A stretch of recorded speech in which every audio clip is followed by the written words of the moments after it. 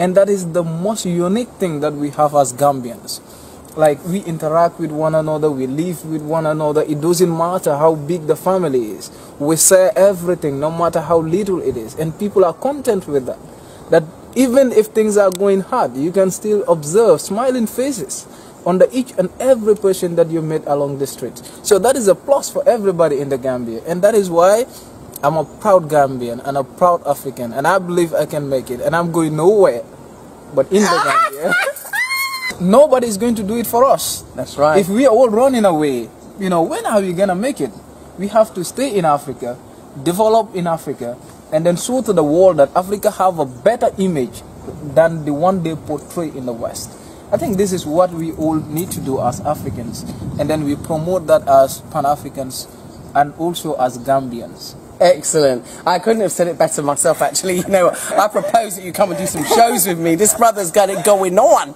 Yeah. But seriously, I think that the misrepresentation of Africa has, I mean, it permeated my brain, and I knew because I was coming from a Pan-African background, but still, the images are forced upon us. So I think you young Gambians have a responsibility to show the other side of Gambia, the Gambia that, we diasporians and many people in the West don't see. They just don't see it. Exactly. I think that is the work of the academics.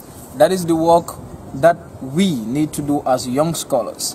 For far too long, people have been portraying Africa negatively to the outside world. And we know that that was done by individuals whose sole aim was to dominate Africa, to exploit Africa's resources, and then to continue to colonize us politically.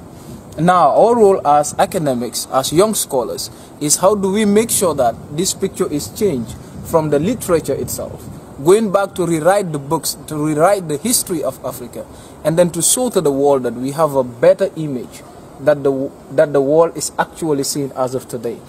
And then you also come to realize that we need to invest in Africa, because foreign investment always leads to capital flights and etc. Because people who come in and invest, at the end they can take all the resources, and then you come to realize that it becomes another challenge for us. But when Africans invest, the money stays in Africa, which is a plus.